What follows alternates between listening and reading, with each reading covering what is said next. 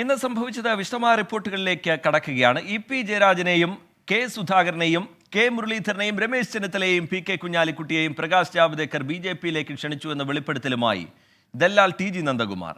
K Sudhakaran ബി.ജെ.പിയിലേക്ക് പോകാൻ തീരുമാനമെടുത്തിരുന്നുവെന്നും കെ.പി.സി.സി. അധ്യക്ഷ സ്ഥാനം കിട്ടിയതിനാൽ പിൻവലിഞ്ഞുവെന്നുമാണ് ദല്ലാൽ നന്ദകുമാർ പറഞ്ഞത്. എന്നെയും ജാവ്ദേക്കർ സ്വന്തമായി വന്നുകൊണ്ട് അന്ന് വണ്ടി കയറിയതെന്നല്ല ഇഷ്യൂ. ഇന്ന് സുധാകരൻ പറഞ്ഞില്ലേ, അന്ന് ജാവ്ദേക്കർ പറഞ്ഞു സുധാകരൻ ഞങ്ങൾ ചൂണ്ടയിൽ കൊളുത്തി. ജാവ്ദേക്കറിന്റെ മറാത്തി കലർന്ന ഹിന്ദി പറയുന്നതുകൊണ്ട് ജയരാജൻ കൺഫ്യൂസ്ഡായി. അത് ഇംഗ്ലീഷ് വാക്ക് കുറച്ച് ഉപയോഗിച്ച സുധാകരൻ വീണു. പക്ഷേ സുധാകരന് കെ.പി.സി.സി. കിട്ടിയ കാരണം ചാടിപ്പോയി. അല്ലെങ്കിൽ സുധാകരൻ ബി.ജെ.പിയുടെ സംസ്ഥാന പ്രസിഡന്റാണ്. ഞങ്ങൾ മുരളീധരനുമായി സംസാരിച്ചു. അരമനസ് വൈകല്യം ബാധിച്ച് പ്രതിപക്ഷ നേതാവ് സ്ഥാനം പോയ രമേശ് ചെന്നിത്തലയുമായി സംസാരിച്ചു. 45% കുഞ്ഞാലിക്കുട്ടിക്ക് അടുത്ത് PM-ഓടെ നിർദ്ദേശപ്രകാരം ശോഭാ സുരേന്ദ്രൻ സംസാരിച്ചു.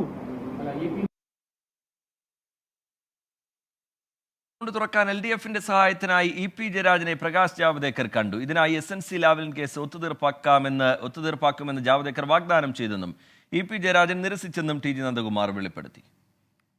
എന്തെങ്കിലും ഒരു ചാൻസ് ഞങ്ങൾക്ക് ഒരു സീറ്റ് പിടിക്കാം, എന്ത് വിട്ടുവീഴ്ചയ്ക്കും ഞങ്ങൾ തയ്യാർ. SNC Lavalin case I am fight SNC, but I am ready to concede. What base you conceding Supreme Court? Tell me, this is CBIP? Yes, you don't worry at all. അതായത് solicitor general of India കൊടുത്ത അപ്പീലാണ് CBIയുടെ. ഞങ്ങൾ പറയും ഈ appeal കാലഹരണപ്പെട്ടു, വിറ്റ്നസ്സുകൾ മരിച്ചുപോയി, CBI interest സാഹചര്യങ്ങളുണ്ടല്ലോ. നമ്മുടെ പഴയ പ്രഫുൽ പട്ടേലിന്റെ case supreme കോടതി പറഞ്ഞ അന്വേഷിച്ച കേസ് ക്ലോസ് ചെയ്തല്ലോ. അപ്പൊ പിണറായി വിജയന്റെ സംരക്ഷകനായുള്ള ഡിസ്കഷനാണ് ഇ.പി. ജയരാജൻ വന്നത്. അല്ലാണ്ട് ഇ.പി. ജയരാജൻ തലയിൽ ഓളം ഉണ്ടോ അനാഥനാവാൻ ബി.ജെ.പി പോവാൻ? അനാഥനാവാൻ ബി.ജെ.പി പോണോ? ബി.ജെ.പിയുമായി ചർച്ച നടത്തിയെന്ന് ശോഭാ സുരേന്ദ്രൻ വെളിപ്പെടുത്തിയ CPIM നേതാവ് ഇ.പി. ജയരാജൻ എന്ന് കെ സുധാകരൻ പറഞ്ഞു. ഗൾഫിൽ നടന്ന കൂടിക്കാഴ്ചയിൽ മഹാരാഷ്ട്ര ഗവർണർ പദവി ബി.ജെ.പി വാഗ്ദാനം ചെയ്തു. CPIM നേതൃത്വം ഭീഷണിപ്പെടുത്തിയതോടെ ഇ.പി. ജയരാജൻ പിൻവലിഞ്ഞെന്നും കെ സുധാകരൻ ആരോപിച്ചു. ഞാനല്ല പോകുന്നത്, ഇ.പി. ജയരാജനാണ്. ഇ.പി. ജയരാജൻ്റെ ചർച്ച കഴിഞ്ഞു. ചർച്ച ഈ ശോഭ മുഖാന്തരം നടത്തിയ ചർച്ച നടന്നു. ചന്ദ്രശേഖരനും ചർച്ച നടന്നു ഒരു പരിധി വരെ എല്ലാം കടന്നങ്ങോട്ട് എത്തിയപ്പോൾ പാർട്ടിയിൽ നിന്ന് ഭയങ്കരമായ ഭീഷണി ജയരാജനെ ഇപ്പോൾ ഉണ്ടായിട്ടുണ്ട്. അതുകൊണ്ട് തൽക്കാലം പുള്ളി പിന്നോട്ട് പോയിട്ടുണ്ട്, മാറിയിട്ടുണ്ട്. ഗൾഫിൽ വെച്ചാണ് നടത്തിയത്. അതിനൊരു മധ്യവർത്തിയുണ്ട്. മധ്യവർത്തി തന്നെ നമ്മളിലൊക്കെ പറഞ്ഞ വിഷയമാണ്. മധ്യവർത്തിൻ്റെ പേരൊന്നും ഞാൻ പറയുന്നില്ല. ഗവർണർ സ്ഥാനത്തെക്കുറിച്ചാണ് ചർച്ച നടത്തിയത്. രാജശേഖരടക്കം ചർച്ച നടത്തിയതിൽ പങ്കെടുത്തിട്ടുണ്ട്. പ്രസ്താവന തള്ളി LDF കൺവീനർ ഇ.പി. ജയരാജൻ രംഗത്തെത്തി. കെ സുധാകരനെതിരെ നിയമ നടപടി സ്വീകരിക്കുമെന്നും വ്യക്തമാക്കി. കെ സുധാകരൻ ബി.ജെ.പിയിൽ പോകാൻ പലവട്ടം ശ്രമിച്ചുവെന്നും അമിത്ഷായെ കാണാൻ നീക്കം നടത്തിയെന്നും ഇ.പി. ജയരാജൻ ആരോപിച്ചു. എനിക്ക് ബി.ജെ.പിയിലേക്ക് RSSലും പോട്ടെ ആവശ്യമൊന്നും എനിക്കില്ല. ഞാൻ അവർക്കെതിരായി പൊരുതി വന്നവനാണ്. സുധാകരൻ്റെ എനിക്ക് ഒന്ന് അൽഷിമേഴ്സ് ഉണ്ടോ, അദ്ദേഹത്തിന് എനിക്കൊരു ഓർമ്മക്കുറവുണ്ടോ, എന്തോ ഒരു തകരാറുണ്ട്. ഇപ്പോൾ ഈ തകരാറും കൊണ്ടെല്ലാം പോയാൽ എങ്ങനെ കോൺഗ്രസിനെ നയിക്കാൻ കഴിയും? ഞാനൊരു കാര്യം ചെയ്തിട്ടുണ്ട്. ഈ സുധാകരൻ പറഞ്ഞിട്ടുള്ള കാര്യങ്ങൾ വെച്ചുകൊണ്ട് സുധാകരൻ്റെ വക്കീൽ നോട്ടീസ് അയക്കാനുള്ള നടപടി സ്വീകരിച്ചു കഴിഞ്ഞു. ഇത്തരത്തിലുള്ള നടപടികൾ ഇനി ഉണ്ടാകരുത്. ഈ രാജ്യത്തിൻ്റെ അഭിമാനം, രാഷ്ട്രീയ മര്യാദ, രാഷ്ട്രീയ അന്തസ്സ് കളഞ്ഞു കുളിക്കാൻ ഒരാളെയും സമ്മതിക്കില്ല. അതുകൊണ്ട് തന്നെ സുധാകരനെതിരെ നിയമ നടപടി സ്വീകരിക്കാൻ വേണ്ടി തീരുമാനിച്ചിട്ടുണ്ട്. നടപടി സ്വീകരിക്കുക. അതേസമയം ഭൂമി വാങ്ങാനായി ശോഭാ സുരേന്ദ്രന് 10 ലക്ഷം രൂപ നൽകിയെന്ന ആരോപണം ടി.ജി. നന്ദകുമാർ ആവർത്തിച്ചു. വിവരങ്ങളുമായി വിഷ്ണു സുരേഷ് ചേരുന്നുണ്ട്, ഒപ്പം തന്നെ സജോ ദേവസിയും. വിഷ്ണു സുരേഷ്, ടി.ജി. നന്ദകുമാറിന്റെ വെളിപ്പെടുത്തലുമായി ബന്ധപ്പെട്ടുള്ള വിശദാംശങ്ങളായിരിക്കും പങ്കുവെക്കുക. വിഷ്ണു സുരേഷ്, ഇതിപ്പോൾ ഇ.പി. ജയരാജന്റെ, കെ സുധാകരന്റെ, രമേശ് ചെന്നിത്തലയുടെ, കെ മുരളീധരന്റെ ഒക്കെ പേരുൾപ്പെടുത്തിക്കൊണ്ട് ടി.ജി. നന്ദകുമാർ മുന്നോട്ട് വെക്കുന്ന വെളിപ്പെടുത്തൽ അല്ലെങ്കിൽ ആരോപണങ്ങൾ, അത് തെരഞ്ഞെടുപ്പിന് വളരെ കുറച്ച് മണിക്കൂറുകൾ മാത്രം ബാക്കിയുള്ളപ്പോൾ എന്ത് ഇമ്പാക്റ്റാണ് അതുണ്ടാക്കുന്നത് വിഷ്ണു? ടി.കെ. താൻ രാവിലെ ഇ.പി. ജയരാജനുമായി സംസാരിച്ച ശേഷം വാർത്താ സമ്മേളനം നടത്തുന്നു എന്നുള്ളതായിരുന്നു ടി.ജി. നന്ദകുമാർ ഇന്ന് ആദ്യം പറഞ്ഞത്. അതിനുശേഷമാണ് വാർത്താ സമ്മേളനം തുടങ്ങിയത്. അതിലേറ്റവും പ്രധാനപ്പെട്ടത് ഇന്ന് കെ സുധാകരൻ ഇ.പി. ജയരാജനെതിരെ ഉന്നയിച്ച ആരോപണമാണ്. അദ്ദേഹം ബി.ജെ.പിയിലേക്ക് പോകാൻ ചർച്ച നടത്തിയെന്ന്. പക്ഷേ ടി.ജി. നന്ദകുമാർ പറയുന്നത് അങ്ങനെ ഒരു ചർച്ചയല്ല നടന്നത്. പക്ഷേ ചർച്ച നടന്നു എന്നത് വസ്തുതയാണ്. പ്രകാശ് ജാവ്ദേക്കറും താനും EP ജയരാജനും ചേർന്നിരുന്നാണ് ആ ചർച്ചയുടെ ഭാഗമായത്. അതിൽ ചില നിർദ്ദേശങ്ങൾ അന്ന് കേരളത്തിന്റെ ചുമതല BJPയുടെ ചുമതല ഉണ്ടായിരുന്ന പ്രകാശ് ജാവ്ദേക്കർ മുന്നോട്ട് വെച്ചു. അതിൽ ഏറ്റവും പ്രധാനപ്പെട്ട ആവശ്യം തങ്ങൾക്ക് ഈ വരുന്ന ലോക്സഭാ തെരഞ്ഞെടുപ്പിൽ കേരളത്തിൽ നിന്നൊരു സീറ്റ് വേണം. ആ സീറ്റ് തൃശൂർ തന്നെ ആയിരിക്കണമെന്ന് പ്രകാശ് ജാവ്ദേക്കർ മുന്നോട്ട് വെക്കുന്നു. അതിനൊരു സഹായം തേടിയാണ് EP ജയരാജന്റെ അടുത്തേക്ക് പ്രകാശ് ജാവ്ദേക്കർ എത്തിയത്. പക്ഷേ അപ്പോഴും ചില അവ്യക്തതകളുണ്ട്. ഈ ചർച്ച നടന്ന സ്ഥലം വ്യക്തമാക്കാൻ TG നന്ദകുമാർ തയ്യാറാകുന്നില്ല, സമയം വ്യക്തമാക്കാൻ തയ്യാറാകുന്നില്ല, ഏത് ദിവസമാണെന്ന് വ്യക്തമാക്കാൻ തയ്യാറാകുന്നില്ല. പക്ഷേ ചർച്ചയുടെ ഇതിവൃത്തം ഇങ്ങനെയാണ്: ഞങ്ങൾക്കൊരു MP കേരളത്തിൽ നിന്ന് വേണം, അത് തൃശ്ശൂരിൽ നിന്ന് തന്നെയാകണമെന്ന നിർബന്ധമുണ്ട്. സുരേഷ് ഗോപിയെ ജയിപ്പിക്കാൻ ഞങ്ങളെ സഹായിക്കണം എന്നാണ് BJP യുടെ ജാവ്ദേക്കർ EP ജയരാജന് മുമ്പിൽ ആവശ്യപ്പെട്ടത്. 2004 മൂവാറ്റുപുഴയിൽ NDA കോട്ടയിൽ നിന്ന് PC തോമസ് വിജയിച്ചൊരു ചരിത്രമുണ്ട്. ആ ഓപ്പറേഷൻ എന്തുകൊണ്ട് തൃശ്ശൂരിൽ നടപ്പാക്കിക്കൂടാ എന്നൊരു ചോദ്യമാണ് ജാവ്ദേക്കർ മുന്നോട്ട് വെച്ചത്. പക്ഷേ അതിനെല്ലാം പൂർണ്ണമായി നിരാകരിക്കുകയായിരുന്നു EP ചെയ്തത്. ഇത്തരത്തിൽ ഒരു ഡിസ്കഷനും സാധ്യതയില്ല എന്ന് EP പറയുന്നു. പ്രത്യേകിച്ച് അദ്ദേഹം പറഞ്ഞ മറ്റൊരു പ്രധാനപ്പെട്ട കാര്യം CPIയുടെ സീറ്റാണ് നിലവിൽ തൃശ്ശൂരുള്ളത്. അതുകൊണ്ട് CPMന് അവിടെ കാര്യമായ റോളില്ല എന്നുള്ള കാര്യങ്ങളെല്ലാം EP പ്രകാശ് ജാവ്ദേക്കറിന് മറുപടിയായി നൽകിയെന്നാണ് TG നന്ദകുമാർ ഒരു ആരോപണവുമായി അല്ലെങ്കിൽ ഒരു വെളിപ്പെടുത്തലൊക്കെയായി പറയുന്നത്. ഇതിൽ എത്രത്തോളം വസ്തുതയുണ്ട് അല്ലെങ്കിൽ ഇത് എത്രത്തോളം യാഥാർത്ഥ്യമാണ് എന്നുള്ള കാര്യങ്ങളൊക്കെ ഇനിയും പരിശോധിക്കേണ്ടിയിരിക്കുന്നു.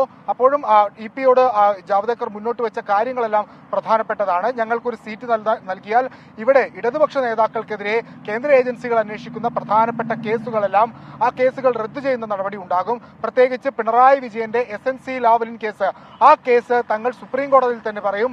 അതിന്റെ സാക്ഷികളെല്ലാം മരിച്ചുപോയി, ആ കേസിന്റെ FIR കാലഹരണപ്പെട്ടു അല്ലെങ്കിൽ അത്തരം നടപടികളിലേക്ക് പോയി എന്ന് പറഞ്ഞ കേസ് ക്ലോസ് ചെയ്യാൻ ഞങ്ങൾ മുൻകൈയെടുക്കും. ആ കാര്യങ്ങളെല്ലാമാണ് ഒരു വാഗ്ദാനമായി ഇവർ മുന്നോട്ട് വെച്ചത്. പക്ഷേ EP നയം വ്യക്തമാക്കി, താൻ ഇതിൽ ഇടപെടില്ല, ഇത് തന്നെ കൊണ്ട് ചെയ്യാൻ പറ്റുന്നൊരു കാര്യമല്ല, നിങ്ങൾക്ക് കേരളത്തിൽ ഒരു തരത്തിലും ഒരു സീറ്റും ലഭിക്കേണ്ട സാധ്യത നിലവിലില്ല. ഒപ്പം EP ചില ഉപദേശങ്ങൾ പ്രകാശ് ജാവ്ദേക്കറിന് നൽകിയെന്നും TG നന്ദകുമാർ വ്യക്തമാക്കുന്നുണ്ട്. EP-യുമായി ബന്ധപ്പെട്ടുള്ള ആരോപണങ്ങൾ അങ്ങനെയാണ്, അല്ലെങ്കിൽ വെളിപ്പെടുത്തലുകൾ അങ്ങനെയാണ്. ഈ K സുധാകരനുമായി ബന്ധപ്പെട്ട് ദലാൽ നന്ദകുമാർ പറയുന്നത് എന്താണ് വിഷയം? ഈ കൂടിക്കാഴ്ചക്കിടയിൽ ജാവ്ദേക്കർ EP ജയരാജനോട് പറഞ്ഞ കാര്യമായാണ് ഈ സുധാകരന്റെ വിഷയം അവതരിപ്പിച്ചത്. അതിൽ നേരത്തെ സുധാകരനുമായി ചർച്ച നടത്തിയിരുന്നു. ആ ചർച്ചയുടെ ഘട്ടത്തിലെല്ലാം സുധാകരൻ BJPയിലേക്ക് വരാൻ താല്പര്യം പ്രകടിപ്പിച്ചു. പക്ഷേ അതിനിടയിലാണ് അദ്ദേഹത്തിന് KPCC പ്രസിഡന്റ് സ്ഥാനം വാഗ്ദാനം ചെയ്തത്. അങ്ങനെ KPCC പ്രസിഡന്റ് സ്ഥാനം വാഗ്ദാനം ചെയ്തതോടുകൂടി സുധാകരൻ പിൻവലിയുന്ന കാഴ്ചയാണ് ഉണ്ടായത്. അതല്ല എങ്കിൽ ഒരുപക്ഷെ തങ്ങൾക്കൊപ്പം കോൺഗ്രസിൽ നിന്ന് സുധാകരൻ എത്തിയാനെന്ന് പറയുന്നു. സുധാകരന് പുറമെ K മുരളീധരൻ, PK കുഞ്ഞാലിക്കുട്ടി, രമേശ് ചെന്നിത്തല ഉൾപ്പെടെയുള്ള ആളുകളുമായി ചില BJP നേതാക്കൾ ചർച്ച നടത്തിയിട്ടുണ്ട്. അത് പ്രധാനമന്ത്രിയുടെ ഓഫീസിന്റെ അറിവോടുകൂടി ചർച്ച നടത്തി. പക്ഷേ ഈ ചർച്ചയൊന്നും പൂർണ്ണമായും പരാജയപ്പെട്ടു. PK കുഞ്ഞാലിക്കുട്ടിയുമായി ശോഭാ സുരേന്ദ്രൻ ചർച്ച നടത്തിയെന്നാണ് നന്ദകുമാർ വെളിപ്പെടുത്തിയത്. പക്ഷേ ഇതിന്റെ എല്ലാം വസ്തുതകൾ എത്രത്തോളമാണ്, ഈ വെളിപ്പെടുത്തലുകൾ ആധികാരികത എത്രത്തോളമാണ്, അതെല്ലാം ഇനിയും പുറത്തു വരേണ്ടിയിരിക്കുന്നു. അതെല്ലാം മറുപടി നൽകേണ്ടത് ഈ നേതാക്കളാണ്. ഇത്തരത്തിലുള്ള ചർച്ചകൾ നടന്നിട്ടുണ്ടോ എന്ന് ഇത്തരത്തിലൊരു വെളിപ്പെടുത്തൽ ഇദ്ദേഹം നടത്തിയിരിക്കുന്നു. പ്രത്യേകിച്ച് തെരഞ്ഞെടുപ്പിന്റെ തലേ ദിവസമാണ് ഇത്തരത്തിൽ ഒരു ഗുരുതരമായ രാഷ്ട്രീയ ആരോപണങ്ങൾ അല്ലെങ്കിൽ രാഷ്ട്രീയ വെളിപ്പെടുത്തലുകൾ വന്നിരിക്കുന്നത്. EP ജയരാജനുമായി ബന്ധപ്പെട്ട ഒരു പ്രധാനപ്പെട്ട കാര്യം കൂടിയുണ്ട്. EP ജയരാജൻ ചില ഉപദേശങ്ങൾ പ്രകാശ് ജാവ്ദേക്കറിന് നൽകി. അത് ഒരു ഇടതുപക്ഷ നേതാവിന് എത്രത്തോളം ഭൂഷണം നൽകുന്നതാണ് എന്ന് ഒരു സംശയം ഉളവാക്കുന്നതാണ്. BJPയോട് ആവശ്യപ്പെട്ടത് നിങ്ങൾ ഇവിടുത്തെ ക്രിസ്ത്യൻ ന്യൂനപക്ഷത്തെ ഒപ്പം ചേർത്താൽ നിങ്ങൾക്കിവിടെ സാധ്യതയുണ്ടെന്നൊരു ഉപദേശം EP ജയരാജൻ നൽകിയെന്നാണ് നന്ദകുമാർ വെളിപ്പെടുത്തുന്നത്. അതിന് പിന്നാലെയാണ് മതമേലധ്യക്ഷന്മാരുമായുള്ള BJPയുടെ അടുപ്പം ആരംഭിക്കുന്നതും എന്നൊരു ഗുരുതര ആരോപണം നന്ദകുമാറിന്റെ ഭാഗത്തുനിന്ന് ഉണ്ടായിട്ടുണ്ട്. തൃശ്ശൂരല്ലായിരുന്നെങ്കിൽ ഒരുപക്ഷെ തൃശ്ശൂരിൽ CPM ആണ്, നമ്മൾ ചോദിച്ചിരുന്നു CPM ആണ് തൃശ്ശൂരിൽ മത്സരിച്ചെങ്കിൽ ഇത്തരത്തിലൊരു അഡ്ജസ്റ്റ്മെന്റ് രാഷ്ട്രീയം സാധ്യമായിരുന്നു എന്ന് ചോദിച്ചപ്പോൾ അതിനൊരു പക്ഷേ ഒരു സാധ്യത ഉണ്ടായിരുന്നു എന്ന് നന്ദകുമാർ പറയാതെ പറയുകയും ചെയ്തു. ശരി, വിഷ്ണു സുരേഷ് വിവരങ്ങൾ നൽകുകയായിരുന്നു. സജോ ദേവസ്യ കൂടി നമുക്കൊപ്പം വിവരങ്ങളുമായി ചേരുന്നുണ്ട്. സജോ, BJPയുമായി ചർച്ച നടത്തിയെന്ന് ശോഭാ സുരേന്ദ്രൻ പറഞ്ഞ CPM നേതാവ് EP ജയരാജനാണ് എന്ന് K സുധാകരൻ പറയുന്നു. അത് ഗൾഫിൽ നടന്ന കൂടിക്കാഴ്ചയാണ് എന്ന് പറയുന്നു. പ്രതികരണം തള്ളിക്കൊണ്ടുള്ള EP-യുടെ പ്രതികരണവും നമ്മൾ കണ്ടു. നിയമ നടപടി സ്വീകരിക്കും എന്നും വ്യക്തമാക്കുന്നുണ്ട് EP ജയരാജൻ. ഏത് തരത്തിലാണ് ഈ വിവാദം പുരോഗമിക്കുന്നത്? LDF, UDF, NDA ക്യാമ്പുകളൊക്കെ ഇതിനെ എങ്ങനെയാണ് കാണുന്നത്? സജു, റിജിത്ത്, ആരോപണങ്ങളുടെ ആധികാരികത എത്രത്തോളമാണെങ്കിലും അങ്ങേയറ്റം രാഷ്ട്രീയ കൗതുകമുള്ള ആരോപണങ്ങളാണ്, അല്ലെങ്കിൽ ഗുരുതര സ്വഭാവത്തിലുള്ള ആരോപണങ്ങളാണ് ഉയരുന്നത്. ആരോപണം, വെളിപ്പെടുത്തൽ, പ്രത്യാരോപണം എന്നിവയൊക്കെ വരുന്നത്. ശോഭാ സുരേന്ദ്രൻ യഥാർത്ഥത്തിൽ ആരോപണം ഉന്നയിക്കുന്ന വേളയിൽ പേര് പറഞ്ഞില്ല. അത് KPCCയുടെ അധ്യക്ഷൻ കൂടിയായ യു ഡി എഫിന്റെ കണ്ണൂരിലെ സ്ഥാനാർത്ഥി കെ സുധാകരൻ വെളിപ്പെടുത്തുന്നു, അല്ലെങ്കിൽ ആരോപണമായി പറയുന്നു. അത് EP ജയരാജനാണ്. ചർച്ച നടത്തി. ചർച്ചയിൽ ശോഭാ സുരേന്ദ്രനും രാജീവ് ചന്ദ്രശേഖർ, അതായത് തിരുവനന്തപുരത്ത് NDA സ്ഥാനാർത്ഥിയും ഒക്കെ പങ്കെടുത്തു. ഗൾഫിൽ വെച്ചാണ് ചർച്ച നടത്തിയത്. അത് പാർട്ടിയിൽ ഒതുക്കപ്പെടുന്നു എന്ന അസ്വസ്ഥതയും നിരാശയും ഉള്ളതുകൊണ്ടാണ് ഇത്തരം ഒരു ചർച്ചയിലേക്ക് പോയത്. അത് പക്ഷേ തൽക്കാലത്തേക്ക് EP ജയരാജൻ പിന്മാറുകയായിരുന്നു എന്ന ആരോപണമാണ് കെ സുധാകരൻ ഉന്നയിച്ചത്. അതിൻ്റെ തെളിവുകൾ എന്താണ്, എത്രത്തോളം എന്നത് മറ്റൊരു വശം. പക്ഷേ EP ജയരാജന് ശോഭാ സുരേന്ദ്രൻ എന്താണോ പറഞ്ഞത് അത് പൂർണ്ണമായും കെ സുധാകരൻ ശരിവെക്കുന്നു. സമീപകാലത്ത് EP ജയരാജനെ എതിരെ ഉയർന്ന ബിസിനസ് ബന്ധ ആരോപണം അടക്കമുള്ള കാര്യങ്ങളെ ചേർത്ത് വെച്ചുമാണ് സുധാകരൻ ഈ ആരോപണം ഉന്നയിക്കുന്നത്. അതിന് EP ജയരാജന്റെ മറുപടി വക്കീൽ നോട്ടീസ് അയക്കും, നിയമ നടപടി സ്വീകരിക്കും, മാനനഷ്ട കേസ് കൊടുക്കും. താൻ BJPക്കെതിരെയും RSSനെതിരെയും പോരാടി വന്നയാളാണ്, തന്നെ വധിക്കാൻ ആളുകളെ പലതവണ ശ്രമിച്ച ആളുകളാണ് BJP, അവിടെ പോകേണ്ട കാര്യമില്ല എന്ന് അദ്ദേഹം പറയാൻ ശ്രമിക്കുകയാണ്. ഒപ്പം സുധാകരന് മറവി രോഗമാണെന്നൊക്കെ പരിഹസിക്കാനും ശ്രമിക്കുന്നു. അതായത് ഈ തിരഞ്ഞെടുപ്പിലുടനീളം CPIM കെ സുധാകരനെതിരെ പ്രധാന ആയുധമാക്കിയത് അദ്ദേഹത്തിൻ്റെ തന്നെ ചില വിവാദ പരാമർശങ്ങളായിരുന്നു. അതിൽ ഏറ്റവും പ്രധാനപ്പെട്ടത് എനിക്ക് തോന്നിയാൽ ഞാൻ BJPയിൽ പോകും എന്ന പരാമർശം. മറ്റൊന്ന് RSS ശാഖയ്ക്ക് താൻ ആളെ അയച്ച് സംരക്ഷണം കൊടുത്തിട്ടുണ്ട് എന്നതടക്കമുള്ള വിവാദ പരാമർശങ്ങൾ. ഈ തിരഞ്ഞെടുപ്പിലുടനീളം സുധാകരൻ BJPയിൽ പോകും എന്ന ഒരു ആരോപണം, അല്ലെങ്കിൽ അത്തരം വാദങ്ങൾ സുധാകരൻ്റെ തന്നെ ചില വാക്ക് പിഴകളെ എടുത്ത് ഉപയോഗിച്ചുകൊണ്ട് തിരഞ്ഞെടുപ്പിൽ ഉടനീളം ആയുധമാക്കിയിരുന്നു. അതേ ആയുധം തിരിച്ചെയ്യുകയാണ് കെ സുധാകരൻ ഈ വെളിപ്പെടുത്തലിലൂടെ, അല്ലെങ്കിൽ ഈ ആരോപണത്തിലൂടെ എന്നതാണ് ഇതിലെ ഏറ്റവും പ്രധാനപ്പെട്ട കാര്യം. ആര് BJPയിൽ പോകും പോകില്ല എന്നതിൽ കേന്ദ്രീകരിച്ച് അവസാന മണിക്കൂറിലെ പ്രചാരണം, അല്ലെങ്കിൽ നിശബ്ദ പ്രചാരണം കടക്കുന്നു. ഇനി മണിക്കൂറുകൾ മാത്രമാണ് കേരളത്തിലെ വോട്ടർമാർ പോളിംഗ് ബൂത്തിൽ എത്താൻ അവശേഷിക്കുന്നത്. അതിൽ ഏറ്റവും ഒടുവിലെ ഏറ്റവും പ്രധാനപ്പെട്ട ക്യാമ്പയിനായി ഇത് മാറുന്നു, അല്ലെങ്കിൽ പ്രചാരണമായി ചർച്ചയായി ഇത് മാറുന്നു എന്നതാണ് ശ്രദ്ധേയം.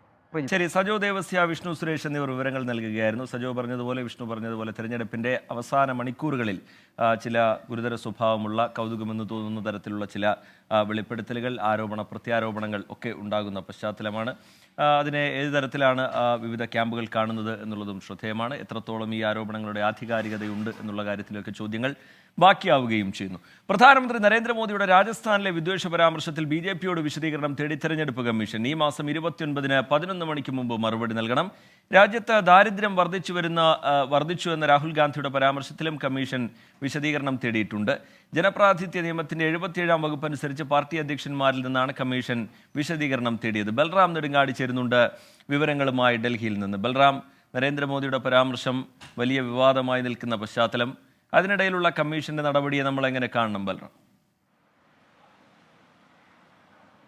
റിജിത്ത്, പ്രധാനമന്ത്രി നരേന്ദ്രമോദി രാജസ്ഥാനിലെ ബൻസ്വാഡയിൽ നടത്തിയ പരാമർശത്തിനെതിരെ വ്യാപക പരാതികൾ കേന്ദ്ര തെരഞ്ഞെടുപ്പ് കമ്മീഷന് ലഭിച്ചിരുന്നു. 4 ദിവസം പിന്നിട്ടിട്ടും അതിൽ നടപടിയില്ലാത്ത പശ്ചാത്തലത്തിൽ തുടർ നീക്കങ്ങൾ, വീണ്ടും പരാതി നൽകുന്നത് ഉൾപ്പെടെ കോൺഗ്രസ് അടക്കമുള്ള പാർട്ടികൾ പരിഗണിക്കുന്നതിനിടെയാണ് ഇന്ന് കേന്ദ്ര തെരഞ്ഞെടുപ്പ് കമ്മീഷൻ ഈ വിഷയത്തിൽ ഒരു ആദ്യ നടപടി സ്വീകരിച്ചിരിക്കുന്നത്. വിഷയത്തിൽ പ്രധാനമന്ത്രിയിൽ നിന്നും ഒപ്പം തന്നെ മറ്റൊരു കേസിൽ രാഹുൽ ഗാന്ധിയിൽ നിന്നും വിശദീകരണം തേടിയിരിക്കുകയാണ് കേന്ദ്ര തെരഞ്ഞെടുപ്പ് കമ്മീഷൻ. പ്രധാനമന്ത്രി ജനപ്രാതിനിധ്യ നിയമത്തിലെ 77-ാം ചട്ടം അനുസരിച്ച് പ്രധാനമന്ത്രി അടക്കമുള്ള താരപ്രചാരകർ, സ്ഥാനാർത്ഥികൾ എന്നിവരുടെ ഭാഗത്തു നിന്നുണ്ടാകുന്ന ഇത്തരം പരാമർശങ്ങൾക്ക് പാർട്ടി അധ്യക്ഷന് ഉത്തരവാദിത്തമുണ്ട് എന്നാണ് തെരഞ്ഞെടുപ്പ് കമ്മീഷൻ വ്യക്തമാക്കുന്നത്. ഇതിന്റെ അടിസ്ഥാനത്തിൽ പ്രധാനമന്ത്രിക്കെതിരെ ഉയർന്ന പരാതിയിൽ BJP അധ്യക്ഷൻ JP നദ്ദയിൽ നിന്നാണ് വിശദീകരണം തേടിയിരിക്കുന്നത്. ഒപ്പം തന്നെ രാഹുൽ ഗാന്ധിക്ക് എതിരെ BJP നൽകിയ പരാതി, അത് രാജ്യത്ത് ദാരിദ്ര്യം വർദ്ധിച്ചു വരുന്നു എന്നുള്ള അദ്ദേഹത്തിൻ്റെ പരാമർശത്തിനെതിരെയാണ്. ഈ പരാതിയിൽ കോൺഗ്രസ് അധ്യക്ഷൻ മല്ലികാർജ്ജുൻ ഖാർഗെയിൽ നിന്നും വിശദീകരണം തേടിയിട്ടുണ്ട് കമ്മീഷൻ. വരുന്ന തിങ്കളാഴ്ച രാവിലെ 11 മണിക്ക് മുമ്പായി വിശദീകരണം നൽകാനാണ് കമ്മീഷൻ ആവശ്യപ്പെട്ടിരിക്കുന്നത്. അതിനുശേഷമായിരിക്കും വിശദീകരണം പരിശോധിച്ചായിരിക്കും തുടർ നടപടികൾ തീരുമാനിക്കുക. ബൽറാം നെടുങ്ങാടി ഡൽഹിയിൽ നിന്ന് വിവരങ്ങൾ നൽകുകയായിരുന്നു. വിദ്വേഷ പരാമർശം ആവർത്തിക്കുന്നു പ്രധാനമന്ത്രി നരേന്ദ്രമോദി. കോൺഗ്രസ് നിങ്ങളുടെ സമ്പത്ത് സ്കാൻ ചെയ്ത് കണ്ടുപിടിക്കുന്നുവെന്നും പ്രത്യേക വിഭാഗത്തിന് ആ സമ്പത്ത് വീതിച്ചു നൽകുമെന്നും മധ്യപ്രദേശിലെ റാലിയിൽ പ്രധാനമന്ത്രി ആവർത്തിച്ചു. പവിത്രമായ മംഗല്യസൂത്രം പോലും അവർക്ക് വീതിച്ചു നൽകും. കോൺഗ്രസിന്റെ പ്രകടന പത്രിക പോലും മുസ്ലിം ലീഗിന്റേതാണെന്നും പ്രധാനമന്ത്രി ആരോപിച്ചു. കർണാടകയിലെ കോൺഗ്രസ് സർക്കാർ മുസ്ലിം വിഭാഗത്തെ OBC വിഭാഗത്തിലേക്ക് മാറ്റി. അധികാരത്തിലെത്തിയാൽ കർണാടക മോഡൽ രാജ്യത്താകെ നടപ്പാക്കാനാണ് കോൺഗ്രസിന്റെ ലക്ഷ്യമെന്നും പ്രധാനമന്ത്രി വിമർശിച്ചു. कांग्रेस सरकार ने कर्नाटका में जितने भी मुस्लिम समाज के लोग हैं, उच्च वर्ग के होंगे, धनी होंगे, व्यापारी होंगे, उद्योगपति होंगे, न्यायमूर्ति होंगे, कोई भी होंगे, बस सिर्फ वो मुसलमान होना चाहिए। अगर वो मुसलमान है तो उन्होंने रातों रात एक कागज निकालकर हस्ताक्षर करके उन सबको ओबीसी घोषित कर दिया। മനേഷ് മൂർത്തി ചേരുന്നുണ്ട് വിവരങ്ങളുമായി ന്യൂസ് ഡെസ്കിൽ നിന്ന്. മനേഷ്, രാജസ്ഥാനിൽ മോദി നടത്തിയ വിവാദ പരാമർശം, അതിൽ വലിയ രീതിയിലുള്ള പ്രതിഷേധങ്ങളൊക്കെ ഉയരുന്ന പശ്ചാത്തലം, അതിനിടയിൽ മധ്യപ്രദേശിൽ വെച്ച് വീണ്ടും സമാന സ്വഭാവത്തിലുള്ള പ്രതികരണം മോദിയുടെ ഭാഗത്തു നിന്നുണ്ടാവുന്നു. രണ്ടാം ഘട്ടം ബൂത്തിലേക്ക് പോകാൻ വളരെ കുറച്ച് മണിക്കൂറുകൾ മാത്രമുള്ള ഘട്ടത്തിൽ അല്പം കൂടി കടന്ന തരത്തിലുള്ള പ്രതികരണങ്ങളിലേക്ക് മോദി കടക്കുന്നത് എന്തുകൊണ്ടാണ് മനേഷ് മൂർത്തി?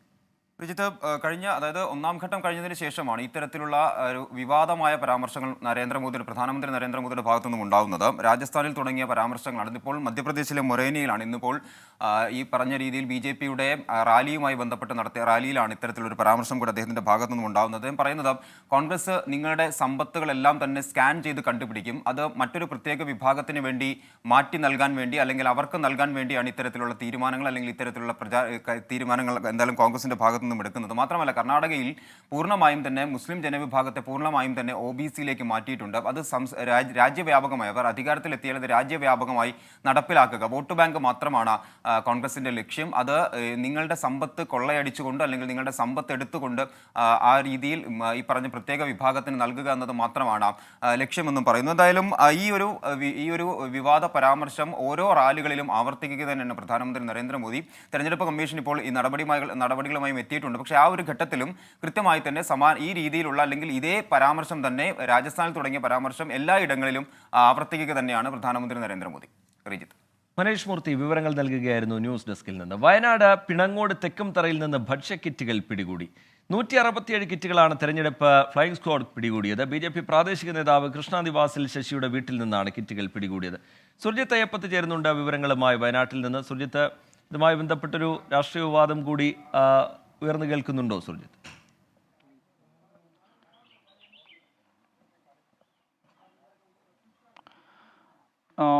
ഞാൻ ആ വീട്ടിലാണ് നിൽക്കുന്നത്. ഇത് പിണങ്ങോട് അടുത്തുള്ള തെക്കുംതറ എന്ന് പറയുന്ന പ്രദേശത്താണ്. ഇവിടെ ഇപ്പോൾ ഫ്ലൈയിങ് സ്ക്വാഡ് ഇതുമായി ബന്ധപ്പെട്ട വിശദാംശങ്ങൾ ശേഖരിക്കുന്നു, അവർ മാസ്റ്റർ റിപ്പോർട്ട് തയ്യാറാക്കുന്നു. അതാണ് നമുക്കിപ്പോൾ ഈ ദൃശ്യങ്ങളിൽ കാണാൻ കഴിയുന്നത്. ഈ വീട് എന്ന് പറയുന്നത് BJPയുടെ പ്രാദേശിക നേതാവിൻ്റെ വീടാണ്. കൃഷ്ണ നിവാസിൽ ശശിയുടെ വീടാണിത്. അദ്ദേഹം RSSൻ്റെ സേവാഭാരതിയുടെ എല്ലാം തന്നെ സജീവ പ്രവർത്തകനാണ് അദ്ദേഹം. ഈ ഇതുമായി ബന്ധപ്പെട്ട് രഹസ്യ വിവരം ഉണ്ടായിരുന്നു. ഈ വിവരത്തിൻ്റെ അടിസ്ഥാനത്തിലാണ് ഇപ്പോൾ ഫ്ലൈയിങ് സ്ക്വാഡ് ഇവിടേക്ക് എത്തുകയും പരിശോധന നടത്തുകയും ചെയ്തത്. ഇതിൽ 167 കിറ്റുകളാണ് വീടിനകത്ത് സൂക്ഷിച്ചിരുന്നത്. ആ കിറ്റുകളാണ് ഇപ്പോൾ പിടിച്ചെടുത്തിരിക്കുന്നത്. ഇന്നലെ രാത്രി മുതൽ തന്നെ ഈ കിറ്റ് വിവാദം വലിയ രീതിയിൽ വലിയ പ്രശ്നമായി മാറിയിരിക്കുന്ന വിവാദമായി മാറിയിരിക്കുന്ന ഒരു പശ്ചാത്തലമുണ്ട്. ഈ പശ്ചാത്തലത്തിലാണ് ഇങ്ങനെ ഒരു വീട്ടിൽ നിന്ന് BJPയുടെ പ്രാദേശിക നേതാവിൻ്റെ വീട്ടിൽ നിന്ന് കിറ്റുകൾ പിടികൂടിയിരിക്കുന്നത്. ഇതുമായി ബന്ധപ്പെട്ട് BJP ഔദ്യോഗികമായ ഒരു വിശദീകരണം നൽകുന്നുണ്ട്. BJP നേതാക്കൾ വ്യക്തമാക്കുന്നത് BJPയുടെ ട്രഷറർ അടക്കം ഇവിടേക്ക് എത്തിയിട്ടുണ്ട്. അദ്ദേഹം വേണുഗോപാൽ എന്ന് പറയുന്ന ആളാണ് ട്രഷറർ. അദ്ദേഹം വ്യക്തമാക്കുന്നത് ഈ കിറ്റുകൾ സേവാഭാരതിയുടെ കിറ്റുകളാണ്. ഇത് വിഷുവിനും ഓണത്തിനും എല്ലാം തന്നെ സേവാഭാരതി കിറ്റുകൾ പാവപ്പെട്ടവർക്ക് കിറ്റുകൾ നൽകാറുണ്ട് എന്നുള്ള വിശദീകരണമാണ് നൽകുന്നത്. ആ കിറ്റുകൾ ഇത്തവണ എത്തിയത് വൈകിട്ടാണ്. ഇത് തെരഞ്ഞെടുപ്പുമായി കിറ്റിന് ബന്ധമില്ല എന്നുള്ളതാണ് അവർ നൽകുന്ന വിശദീകരണം. മാത്രമല്ല, ഈ കിറ്റുകൾ ഇവിടെ വൈകിയത് എത്തിയാണ്. അതുകൊണ്ട് തന്നെ ഇത് തെരഞ്ഞെടുപ്പ് കഴിഞ്ഞ് വിതരണം ചെയ്യാൻ വേണ്ടിയാണ് ഈ കിറ്റുകൾ ഇവിടേക്ക് എത്തിച്ചത് എന്നുൾപ്പെടെയുള്ള കാര്യങ്ങളാണ് അവരുടെ BJPയുടെ ഭാഗത്തു നിന്നുള്ള വിശദീകരണം. എന്തായാലും പ്രാദേശികമായി കോൺഗ്രസ് പ്രവർത്തകരും UDF പ്രവർത്തകരും എല്ലാം തന്നെ ഇവിടെ തമ്പടിച്ചിട്ടുണ്ട്. അവർ ഇതുമായി ബന്ധപ്പെട്ട് അവർക്കൊരു പക്ഷേ ഇതുമായി ബന്ധപ്പെട്ട് കുറച്ചുകൂടി വിശദീകരണം നൽകാനുണ്ടാകും. ഇന്ന് രാവിലെ മുതൽ ഈ കിറ്റ് വിവാദം തുടരുകയാണ്. അപ്പോൾ സ്വാഭാവികമായും ഇതിവിടെ എന്താണ് സംഭവിച്ചതെന്ന് നിങ്ങൾ മനസ്സിലാക്കുന്നത്? കിറ്റ് 167 കിറ്റാണ് ഇവിടെ കൊണ്ട് ഇറക്കിയിട്ടുള്ളത്. അത് ഇന്നലെ രാത്രിയാണ് ഇവിടെ കൊണ്ട് ഇറക്കിയെന്നാണ് സംശയിക്കുന്നത്. അപ്പോൾ രാവിലെയാണ് ഇത് അറിയുന്നത്. എല്ലാ കോളനിയിലേക്കും ഇവർ സന്ദേശം പോയിട്ടുണ്ട്. ആൾക്കാർ എല്ലാ കോളനിയും കയറി ഇറങ്ങി ഇന്ന് രാത്രി കിറ്റ് ഇവിടെ എത്തും, കിറ്റ് കൊണ്ട് തരും എന്ന് പറഞ്ഞിട്ട് എല്ലാ സ്ഥലത്തും ഈ വെങ്ങപ്പാടി പഞ്ചായത്ത് മൊത്തം കറങ്ങിയിട്ടുണ്ട്. ഇവർ നടന്നുകൊണ്ട് പറഞ്ഞതാണ്. ഞാൻ കണ്ടിട്ടുണ്ട്. അപ്പോൾ ഞാൻ വിചാരിച്ചു വോട്ട് പിടിക്കാമെന്നാണ് വിചാരിച്ചത്. പക്ഷേ അതല്ല, നേതാക്കന്മാർ തന്നെ പോയിട്ട് കാര്യങ്ങൾ പറഞ്ഞ് കിറ്റ് വരുന്നുണ്ട്, ഞങ്ങൾ രാത്രി ഞങ്ങൾ കൊണ്ടുതരാമെന്ന് പറഞ്ഞിട്ടുണ്ട്. കിറ്റ് ഇവിടെ എത്തിച്ചത് ഇന്നലെ വൈകിട്ട് രാത്രി ആയിരിക്കും. തെരഞ്ഞെടുപ്പിനെ ബന്ധിച്ചിട്ട് തന്നെയാണ് ഈ കാര്യങ്ങൾ ചെയ്തത്. അല്ലെ അതിന് 2 ദിവസം മുന്നേ കൊടുത്താൽ പോരല്ലോ ഇവർക്ക്. ഇത് തെരഞ്ഞെടുപ്പിൻ്റെ മുന്നിൽ കണ്ടുകൊണ്ടാണ് ഇവർ ചെയ്തത്.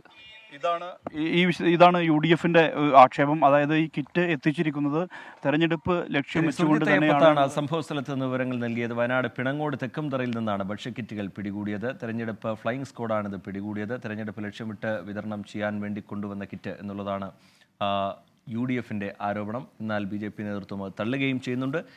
അടുത്ത റിപ്പോർട്ടിലേക്ക് നമ്മൾ കടക്കുന്നു. കോൺഗ്രസ് പ്രകടന പത്രികയുമായി ബന്ധപ്പെട്ട വിഷയത്തിൽ പ്രധാനമന്ത്രി നരേന്ദ്രമോദിക്ക് കത്തയച്ച് AICC അധ്യക്ഷൻ മല്ലികാർജ്ജുൻ ഖർഗെ. പ്രകടന പത്രികയെക്കുറിച്ച് വിശദീകരിക്കാൻ കൂടിക്കാഴ്ചയ്ക്ക് താൽപ്പര്യം അറിയിച്ചാണ് കത്ത്. പ്രകടന പത്രികയെ വളച്ചൊടിക്കാനും അപകീർത്തിപ്പെടുത്താനുമുള്ള ശ്രമങ്ങളിൽ നരേന്ദ്രമോദി പരാജയപ്പെടുമെന്ന് കോൺഗ്രസ് വ്യക്തമാക്കുന്നു. ബൽറാം നെടുങ്ങാടി ചേരുന്നുണ്ട് വിവരങ്ങളുമായി ഡൽഹിയിൽ നിന്ന്. ബൽറാം, വിശദാംശങ്ങൾ എന്താണ് ബൽറാം?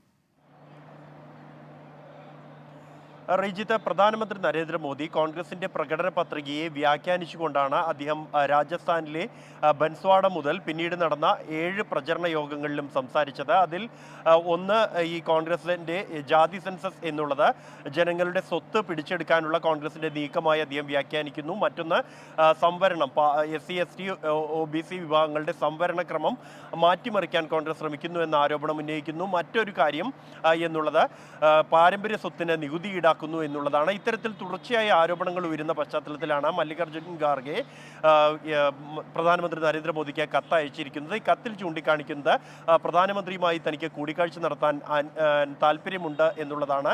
അതിരൂക്ഷമായ ഭാഷയിലാണ് അദ്ദേഹത്തിന്റെ കത്ത് തുടങ്ങുന്നത് മുതൽ തന്നെ. പ്രധാനമന്ത്രിയുടെ ഭാഗത്തുനിന്നും ഇത്തരത്തിലുള്ള വിദ്വേഷപരമായ പരാമർശങ്ങൾ താൻ പ്രതീക്ഷിച്ചിരുന്നത് തന്നെയാണ് എന്നും ഒന്നാം ഘട്ടത്തിൽ BJPക്ക് തിരിച്ചടിയേറ്റു എന്ന് ബോധ്യപ്പെട്ടപ്പോൾ മുതൽ തന്നെ ഇത്തരത്തിലുള്ള പരാമർശങ്ങൾ പ്രധാനമന്ത്രിയുടെയും BJP നേതാക്കളുടെയും ഭാഗത്തു നിന്നും ഉണ്ടാകും എന്ന് കരുതിയിരുന്നുവെന്നും പറഞ്ഞാണ് അദ്ദേഹം കത്ത് തുടങ്ങുന്നത്. തുടർന്ന് കോൺഗ്രസിന്റെ ഭാവന അല്ലെങ്കിൽ സങ്കല്പം എന്താണ് ഈ പ്രകടന പത്രികയിൽ മുന്നോട്ട് വയ്ക്കുന്നത് എന്ന് വിശദീകരിക്കുന്ന മല്ലികാർജ്ജുൻ ഖാർഗെ മണിപ്പൂർ അടക്കമുള്ള വിഷയങ്ങളിൽ BJP സർക്കാർ സ്വീകരിച്ച നയങ്ങളെ രൂക്ഷമായി വിമർശിക്കുന്നു. ഒപ്പം തന്നെ കോർപ്പറേറ്റ് നികുതി കുറച്ചതും അതേസമയം GST ഏർപ്പെടുത്തിക്കൊണ്ട് സാധാരണക്കാരുടെ ഉപ്പ് മുതൽ എല്ലാ വസ്തുക്കൾക്കും നികുതി പിരിക്കുന്നു. ബൽറാം നെടുങ്ങാടി ഡൽഹിയിൽ നിന്ന് വിവരങ്ങൾ നൽകുകയായിരുന്നു. ഇപ്പോൾ ശോഭാ സുരേന്ദ്രൻ മാധ്യമങ്ങളെ കാണുന്നുണ്ട് തത്സമയം.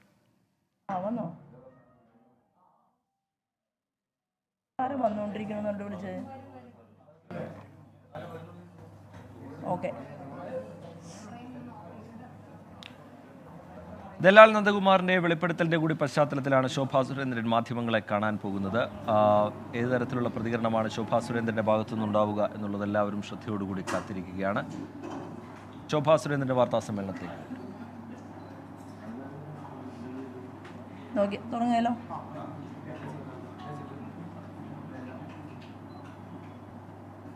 എല്ലാവർക്കും സ്നേഹപൂർവ്വം നമസ്കാരം. ഇന്ന് വീണ്ടും ഞാൻ രാവിലെ ചങ്ങനാശ്ശേരിയിലായിരുന്നു. ആരാധനായിട്ടുള്ള ശ്രീമാൻ സുകുമാരൻ സാറിന്, NSSന്റെ ലീഡർ സുകുമാരൻ സാറിനെ കാണാനും ആലപ്പുഴ പാർലമെൻറ്റ് മണ്ഡലത്തിൽ ഞാൻ ജനങ്ങളിലേക്ക് എത്തിച്ചിട്ടുള്ള പ്രകടന പത്രികയുടെ ഒരു കോപ്പി നൽകാനും ആശീർവാദം ഏറ്റുവാങ്ങാനും വേണ്ടിയിട്ട് ചങ്ങനാശ്ശേരിയിൽ പോയി. അത് കഴിഞ്ഞ് ഉടൻ തന്നെ ചങ്ങനാശ്ശേരിയിൽ നിന്ന് ചേർത്തലയിലേക്ക് ശ്രീമാൻ വെള്ളാപ്പള്ളി നടേശൻ സാറിനെ കാണാനെത്തി. അദ്ദേഹത്തിന് വികസന രേഖ സമർപ്പിച്ചു. ചരിത്രത്തിൽ ആദ്യമായി ആലപ്പുഴ പാർലമെൻറ്റ് മണ്ഡലത്തിലെ മത്സരരംഗത്തുള്ള ഒരു MP മത്സരരംഗത്ത് MP ആകാൻ വേണ്ടി മത്സരിക്കുന്ന ഒരു വ്യക്തി അവതരിപ്പിച്ചിട്ടുള്ള, ജനങ്ങളുടെ മുന്നിൽ അവതരിപ്പിച്ചിട്ടുള്ള പ്രകടന പത്രികയിൽ ഇത്രയും കോടിക്കണക്കിന് രൂപയുടെ ഒരു വികസന രേഖ ഇടതുപക്ഷമോ വലതുപക്ഷമോ ഈ ആലപ്പുഴ പാർലമെൻറ്റ് മണ്ഡലത്തിൽ അവതരിപ്പിച്ചിട്ടില്ല.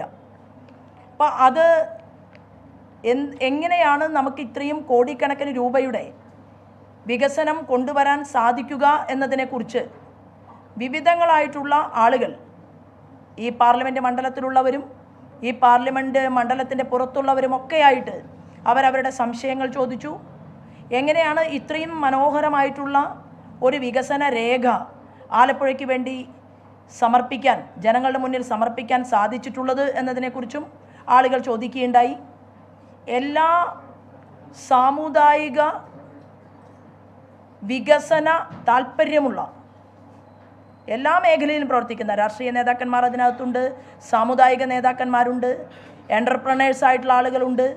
സമൂഹത്തിൻ്റെ വിവിധ തലങ്ങളിൽ ജീവിക്കുന്ന നിരവധിയായിട്ടുള്ള ആളുകളുമായി ചർച്ചകൾ നടത്തിക്കൊണ്ട് ഒരു 10-12 ദിവസത്തെ നീണ്ട ചർച്ചകളും ഭാരതീയ ജനതാ പാർട്ടിയുടെ അഖിലേന്ത്യാ തലത്തിൽ തന്നെ പബ്ലിസി മേക്ക് ചെയ്യുന്ന ആളുകളുമൊക്കെ ഉൾപ്പെടെ വിദഗ്ധമായി പഠനം നടത്തിക്കൊണ്ടാണ് ആലപ്പുഴ പാർലമെൻറ്റ് മണ്ഡലത്തിലേക്ക്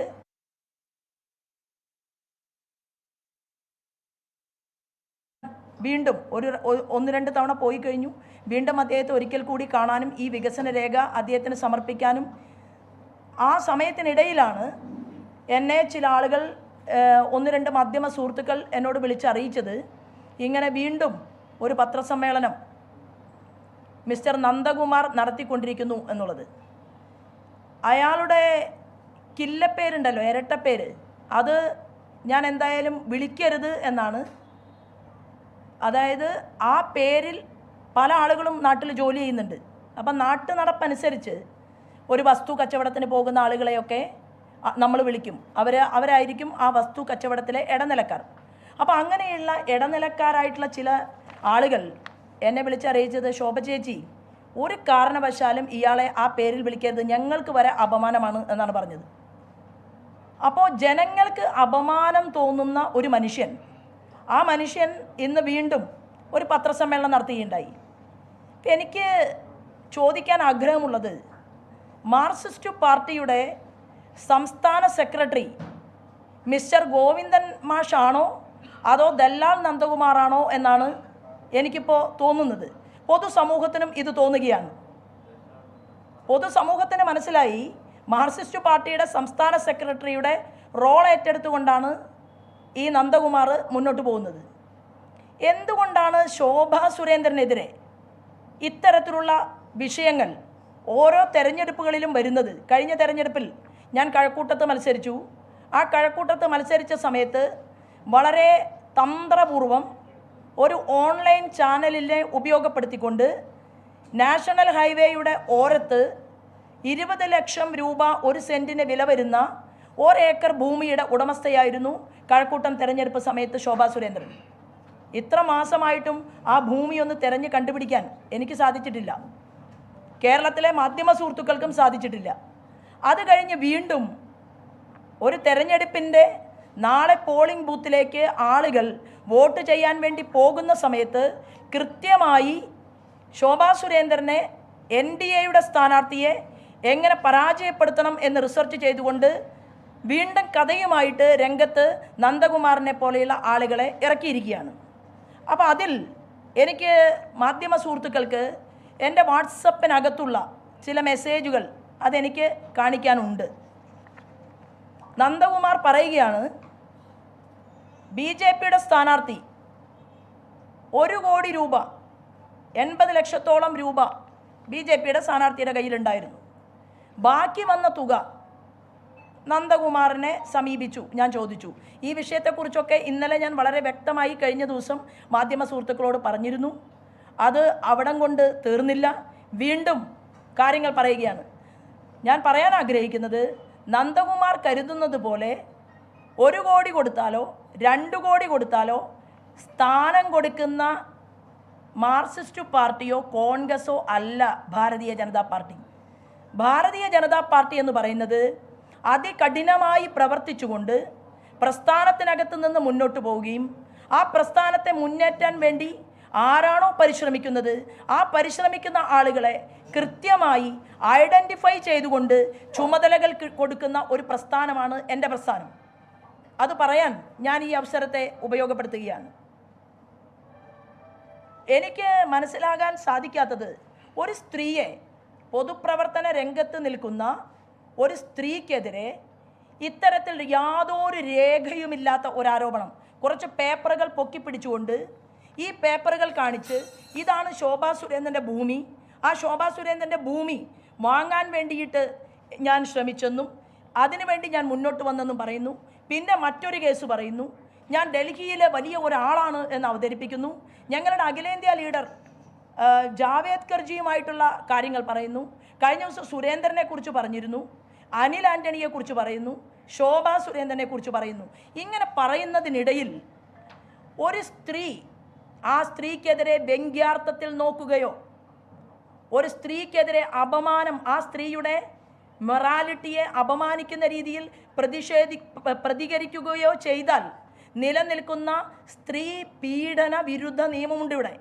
ആ നിയമം നിലനിൽക്കുന്ന നാട്ടിലാണ് നന്ദകുമാർ പറഞ്ഞത് തൊണ്ട തൊടാതെ മാധ്യമങ്ങളിലൂടെ അത് സംപ്രേഷണം ചെയ്തിട്ടുള്ളത്. ഇത് ഒരു സ്ത്രീയുടെ വ്യക്തിപരമായി തന്നെ ഒരു സ്ത്രീയെ അങ്ങേയറ്റം അപമാനിക്കാനും ആക്ഷേപിക്കാനും വേണ്ടി ആ പേര് പറയരുതെന്നാണ് സുഹൃത്തുക്കൾ പറഞ്ഞിട്ടുള്ളത്, ആക്ഷേപിക്കാനുമായി ഈ നന്ദകുമാർ പരിശ്രമിച്ചപ്പോൾ അത് ഞാൻ കേരളത്തിലെ മുഖ്യമന്ത്രിയോട് ആവശ്യപ്പെടുന്നു. കേരളത്തിൻ്റെ മുഖ്യമന്ത്രിയുടെ മകൾ വീണ രണ്ടാമത് കല്യാണം കഴിച്ചപ്പോൾ സൈബർ ആക്രമണം ഉണ്ടായപ്പോൾ, അതിനെ തുടർന്ന് മറ്റൊരു സ്ത്രീക്കെതിരെയും സൈബർ ആക്രമണം ഉണ്ടായപ്പോൾ അന്ന് കേരളത്തിൻ്റെ പൊതുസമൂഹത്തിൻ്റെ മുന്നിൽ നിന്നുകൊണ്ട് മുഖ്യമന്ത്രി പറഞ്ഞതാണ്, കേരളത്തിലെ സ്ത്രീകൾക്കെതിരെ സൈബർ ആക്രമണങ്ങൾ പോലും നടത്താൻ ഞാൻ മുഖ്യമന്ത്രിയായിരിക്കുന്ന സമയത്ത് സമ്മതിക്കില്ല എന്ന് പറഞ്ഞ ആളാണ് കേരളത്തിൻ്റെ മുഖ്യമന്ത്രി പിണറായി വിജയൻ. ഞാൻ കേരളത്തിൻ്റെ ആഭ്യന്തര വകുപ്പ് കൈകാര്യം ചെയ്യുന്ന മുഖ്യമന്ത്രിയോട് ആവശ്യപ്പെടുന്നത്, എന്നെ വ്യക്തിഹത്യ നടത്തി മാധ്യമങ്ങളിലൂടെ ഈ നന്ദകുമാറിനെ അടിയന്തിരമായി ചോദ്യം ചെയ്യുകയും നന്ദകുമാറിനെ അറസ്റ്റ് ചെയ്യുകയും വേണമെന്ന് ഞാനിവിടെ കേരളത്തിൻ്റെ മുഖ്യമന്ത്രിയോട് ആവശ്യപ്പെടുകയാണ്. ഇന്ന് നിലനിൽക്കുന്ന നിയമമനുസരിച്ച്, വ്യവസ്ഥിതി അനുസരിച്ച് അതിന് തയ്യാറാകണം എന്നും കേരളത്തിൻ്റെ DGPക്ക് നന്ദകുമാർ ഇന്ന് നടത്തിയ പത്രസമ്മേളനത്തിൻ്റെ കോപ്പി ഉൾപ്പെടെ പരാതി ഉൾപ്പെടെ ഞാൻ കൈമാറിയിട്ടുണ്ട്. നന്ദകുമാറിനെ അറസ്റ്റ് ചെയ്യാൻ കേരളത്തിൻ്റെ DGP തയ്യാറാകണം എന്നും ഞാൻ ഈ സമയത്ത് ആവശ്യപ്പെടുകയാണ്. ബഹുമാനപ്പെട്ട ജയരാജൻ പത്രസമ്മേളനം നടത്തിയിട്ട് തിരിച്ചു പോകുമ്പോൾ മാധ്യമ സുഹൃത്തുക്കൾ ശോഭാ സുരേന്ദ്രനെ കുറിച്ച് ചോദിച്ചപ്പോൾ ആ ബഹുമാനപ്പെട്ട ജയരാജൻ്റെ ശരീരഭാഷ കണ്ട കേരളത്തിലെ മുഴുവൻ മനുഷ്യർക്കും മനസ്സിലായിട്ടുണ്ട് ജയരാജന് ശോഭാ സുരേന്ദ്രനെ അറിയുമോ ഇല്ലയോ എന്നുള്ളത്.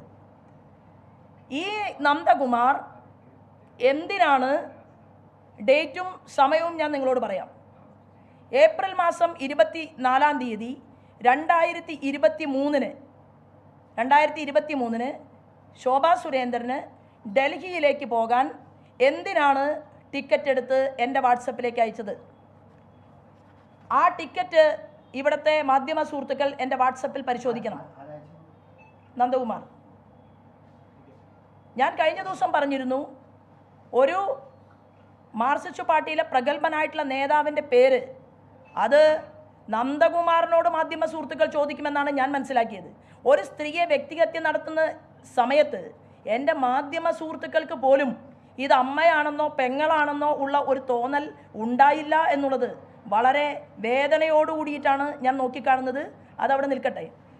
മറ്റൊന്ന്, എന്നെ അറിയാത്ത കണ്ണൂർക്കാരനായിട്ടുള്ള ബഹുമാനപ്പെട്ട ജയരാജൻ്റെ മകന് എന്തിനാണ് ശോഭാ സുരേന്ദ്രൻ്റെ വാട്സപ്പിലേക്ക് മെസ്സേജ് അയക്കുന്നത്?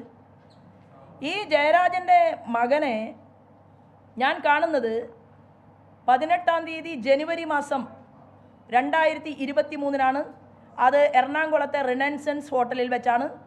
എൻ്റെ കൂടെ അന്ന് ഭാരതീയ ജനതാ പാർട്ടിയുടെ ഇപ്പോഴത്തെ ലിംഗ്വിസ്റ്റിക് മോർച്ചയുടെ സംസ്ഥാനത്തെ ചുമതലക്കാരനായ എറണാകുളത്ത് മത്സര രംഗത്തുണ്ടായിരുന്ന TG രാജഗോപാലും ആ ദിവസം ഉണ്ടായിരുന്നു.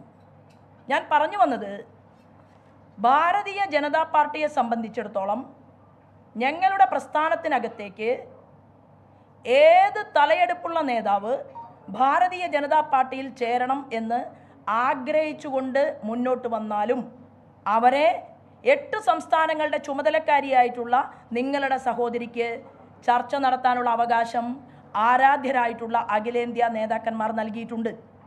ഇത് ഇനിയും തുടരും.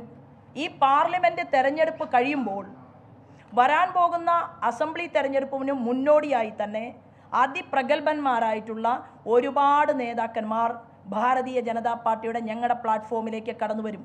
അതിൽ ഏറ്റവും അവസാനം നമ്മുടെ പ്രിയപ്പെട്ട പത്മജ ചേച്ചിയെ സ്വീകരിക്കാനുള്ള ഭാഗ്യം ഭാരതീയ ജനതാ പാർട്ടിക്കുണ്ടായി. ഞങ്ങളുടെ പ്രസ്ഥാനം വളരുകയും മുന്നോട്ട് പോവുകയും ചെയ്തുകൊണ്ടിരിക്കുകയാണ്.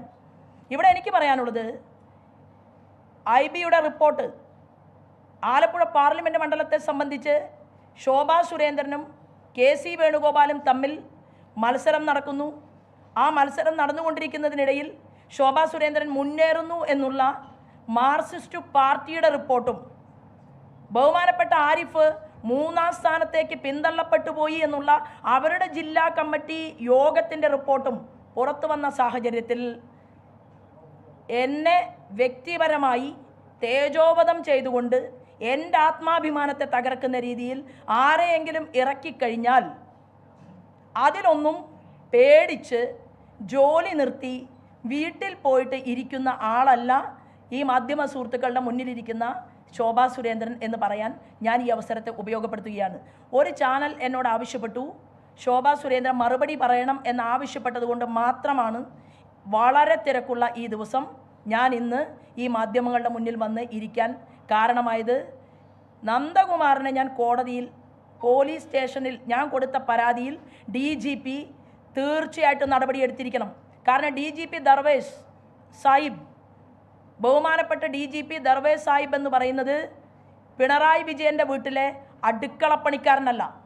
കേരളത്തിലെ ഏതൊരു സ്ത്രീക്കെതിരായിട്ടാണോ ആ സ്ത്രീയെ സമൂഹ മധ്യത്തിൽ അപമാനിക്കുന്നത്, ആ അപമാനം തുടർന്നുകൊണ്ടിരിക്കുന്നത്, ആ വ്യക്തിയെ കയറൂരി വിടാൻ വേണ്ടിയിട്ടല്ല, ശോഭാ സുരേന്ദ്രൻ ഉൾപ്പെടെയുള്ള അമ്മമാർ, സ്ത്രീകൾ, കുട്ടികൾ ഞങ്ങൾ മുണ്ട് മുറുക്കി ഉടുത്തുകൊണ്ട് സർക്കാർ ഖജനാവിലേക്ക് അയക്കുന്ന പണമെടുത്തുകൊണ്ട് നിങ്ങൾ ബഹുമാനപ്പെട്ട DGP നിങ്ങൾ ഇവിടെ ശമ്പളം പറ്റുന്നുണ്ടെങ്കിൽ ഇതുപോലെയുള്ള ക്രിമിനലുകളെ പിടിക്കാൻ നിലനിൽക്കുന്ന നിയമമനുസരിച്ച് ഇവരെ കൈകാര്യം ചെയ്യാൻ തയ്യാറായില്ലെങ്കിൽ താങ്കൾ ഇരിക്കുന്ന ഓഫീസിൻ്റെ മുന്നിൽ ആ ഓഫീസിനെ ഉപരോധിക്കാൻ ശോഭാ സുരേന്ദ്രൻ തയ്യാറാകുമെന്നുള്ള ഒരു മുന്നറിയിപ്പും ഞാൻ ഇവിടുത്തെ DGP മുൻപാകെ വെക്കുകയാണ്.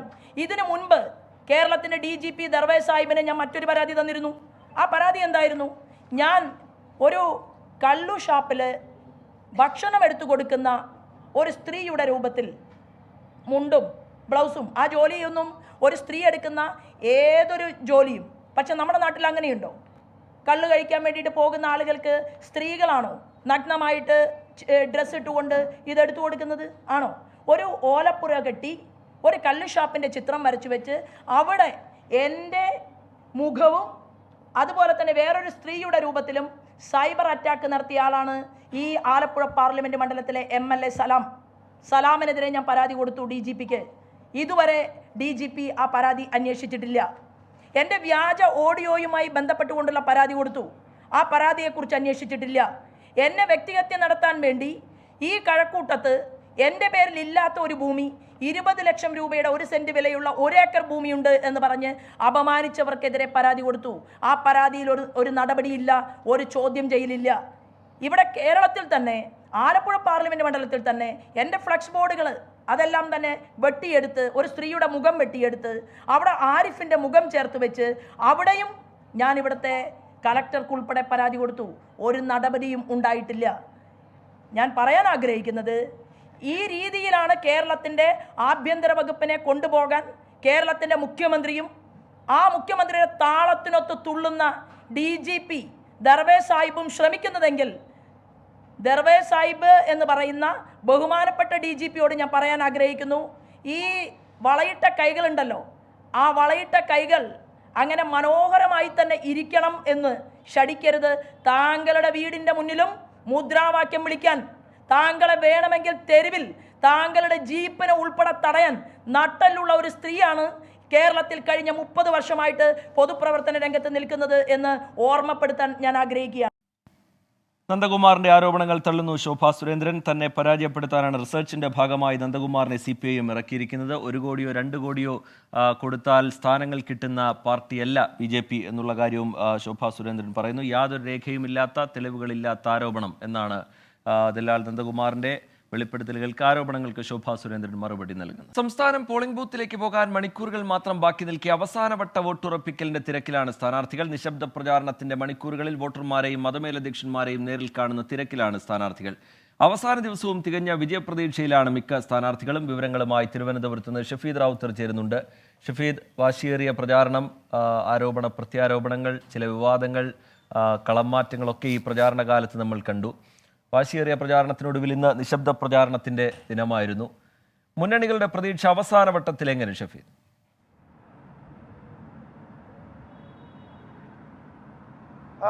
സൂചിപ്പിച്ചതുപോലെ തന്നെ പരസ്യ പ്രചാരണം അവസാനിച്ചു. അതിനുശേഷം ഇന്ന് ലഭിച്ച ഇത്രയും മണിക്കൂറുകൾ സ്ഥാനാർത്ഥികൾ പരമാവധി അവസാനഘട്ട വോട്ടുറപ്പിക്കലിന്റെ പാതയിലായിരുന്നു. പ്രത്യേകിച്ച് മതമേലധ്യക്ഷന്മാർ, അതേപോലെ തന്നെ പൗരപ്രമുഖർ, സാമൂഹിക നേതാക്കൾ അടക്കമുള്ള ആളുകളെ നേരിട്ട് ചെന്ന് കണ്ട് അവരുടെ വോട്ടുറപ്പിക്കാനുള്ള ശ്രമങ്ങളായിരുന്നു. പൂർണ്ണമായും രാഷ്ട്രീയം അടക്കമുള്ള കാര്യങ്ങൾ പറഞ്ഞുകൊണ്ടാണ് എല്ലാ സ്ഥാനാർത്ഥികളും അത്തരത്തിൽ അവർക്ക് വേണ്ടിയിട്ടുള്ള വോട്ടഭ്യർത്ഥന ഇന്ന് നടത്തിയത്. അതേസമയം ഇലക്ഷൻ സ്ക്വാഡുകൾ, പ്രത്യേകിച്ച് ഈ മുതിർന്ന രാഷ്ട്രീയ നേതാക്കളുടെ അടക്കം നേതൃത്വത്തിലുള്ള ഇലക്ഷൻ സ്ക്വാഡുകളും ഇന്ന് വീടുകളിലടക്കം കയറിയിറങ്ങി വോട്ടുറപ്പിക്കാനുള്ള ശ്രമമായിരുന്നു നമ്മൾ ഇന്ന് കണ്ടത്. അതേസമയം വിവാദമടക്കമുള്ള കാര്യങ്ങൾ ഇന്നും തുടർന്നു. നമ്മൾ കണ്ടതാണ് ഇതുമായി ബന്ധപ്പെട്ട് UDFന്റെ വിജയപ്രതീക്ഷ പങ്കുവയ്ക്കുന്നത്.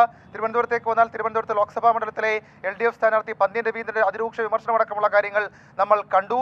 മറ്റ് മുതിർന്ന കോൺഗ്രസ് നേതാക്കളടക്കവും അവരുടെ വിജയപ്രതീക്ഷ പങ്കുവയ്ക്കുമ്പോൾ തൊട്ടപ്പുറത്താകട്ടെ ഇതുമായി ബന്ധപ്പെട്ട് വോട്ടുറപ്പിക്കുന്നു എന്നതിനപ്പുറത്തേക്ക് വോട്ടർമാരെ നേരിട്ട് കാണുക, അവരെ ഇൻഡിവിജ്വലി നേരിട്ട് കണ്ട് അവരുടെ വികസന നേട്ടമടക്കമുള്ള കാര്യങ്ങൾ ചർച്ച ചെയ്തതും നമ്മൾ കണ്ടു. തെരഞ്ഞെടുപ്പ് കമ്മീഷനാകട്ടെ ഇതുമായി ബന്ധപ്പെട്ട അവസാനഘട്ട ശരി, ഷഫീദ് റാവുത്തർ തിരുവനന്തപുരത്ത് നിന്ന് വിവരങ്ങൾ നൽകിക്കൊണ്ടിരിക്കുകയായിരുന്നു. സംസ്ഥാനം പോളിംഗ് ബൂത്തിലേക്ക് പോകാൻ ഇനി മണിക്കൂറുകൾ മാത്രം ബാക്കി നിൽക്കെ അവസാനവട്ട വോട്ടുറപ്പിക്കലിന്റെ തിരക്കിലാണ്. നിശബ്ദ പ്രചാരണത്തിന്റെ ദിനത്തിൽ വോട്ടർമാരെ നേരിട്ട് കാണുക, മതമേലധ്യക്ഷന്മാരെ നേരിട്ട് കാണുക എന്നുള്ള അതൊക്കെ പുരോഗമിക്കുകയാണ് സ്ഥാനാർത്ഥികളുടെ ഭാഗത്തുനിന്നും മുന്നണികളുടെ ഭാഗത്തുനിന്നും. പത്തനംതിട്ട മണ്ഡലത്തിൽ പോളിംഗ് ഉദ്യോഗസ്ഥരുടെ ലിസ്റ്റ് ചോർന്ന സംഭവത്തിൽ ഒരു ഉദ്യോഗസ്ഥന് സസ്പെൻഷൻ. കോന്നി താലൂക്ക് ഓഫീസിലെ LD ക്ലർക്ക് യദുകൃഷ്ണനെതിരെയാണ് നടപടി. ഗൂഢാലോചന നടന്നിട്ടുണ്ടെന്നും സമഗ്രമായ അന്വേഷണം വേണമെന്നും ആന്റണി ആവശ്യപ്പെട്ടു. ഇന്നലെ തന്നെ എനിക്ക് അതിൻ്റെ കോപ്പി ഇടതുപക്ഷ കേന്ദ്രങ്ങളിൽ നിന്ന് എനിക്ക് കിട്ടിയത്, അല്ലാതെ എനിക്ക് വേറൊരു സ്ഥലത്ത് നല്ല കിട്ടിയത്. ഈ ജനാധിപത്യ വിധ്വംസ പ്രവർത്തകത്തെ അംഗീകരിക്കാത്ത ഇടതുപക്ഷ ആളുകളാണ് എനിക്ക് തന്നത്. പോളിംഗ് ഓഫീസേഴ്സിൻ്റെ ഫൈനലൈസ് ലിസ്റ്ററിൻ്റെ ഓർഡർ ഇതാ ഞങ്ങളുടെ എല്ലാം കൈകളിൽ എത്തിയിരിക്കുന്നു. ഇന്ന ബൂത്തിലിരിക്കുന്ന നമ്മുടെ ഇന്ന സഖാവാണ്, അതുകൊണ്ട് നിങ്ങൾ അവിടെ പോയി കള്ളവോട്ട് ചെയ്യണമെന്നും അവിടെ നിങ്ങൾക്ക് എത്ര കള്ളവോട്ട് വേണമെങ്കിലും ചെയ്യാമെന്നാണ് മെസ്സേജ് എന്നാണ് എന്നെ അറിയിച്ചത്. ഇതെന്നെ വെള്ളരിങ്ങപ്പെട്ടണമാണ്. ഞാൻ ഇന്നും പരാതി കൊടുക്കുന്നുണ്ട്. ഈ കാര്യങ്ങളും പറഞ്ഞ് പരാതി കൊടുക്കും. നമ്മൾ നിയമത്തിൻ്റെ പാതയിൽ മാത്രമേ ഉള്ളൂ, നിയമവിധേയമായ കാര്യങ്ങളുള്ളൂ. ഒരു ഡൽഹി ലഫ്റ്റനന്റ് ഗവർണർ BJPയുടെ സ്ഥാനാർത്ഥികൾക്ക് വോട്ട് കിട്ടിയിരിക്കണം എന്നുള്ള അന്ത്യശാസനം കൊടുത്തിട്ടാണ് പോയിരിക്കുന്നത്. ഇതൊന്നും ഭീഷണിക്ക് വഴങ്ങുന്ന ആളുകളും സമൂഹങ്ങളൊന്നും അല്ല. വിവരങ്ങളുമായി ശ്രീകുമാരൻ ചേരുന്നുണ്ട്. ശ്രീത്ത്, ഇതിൽ വീഴ്ച സംഭവിച്ചു എന്ന് തന്നെ വിലയിരുത്തുന്നു, കാരണം ഒരാൾക്കെതിരെ നടപടി വരുന്നുണ്ട്. എന്താണ് ഈ സംഭവം ശ്രീത്ത്?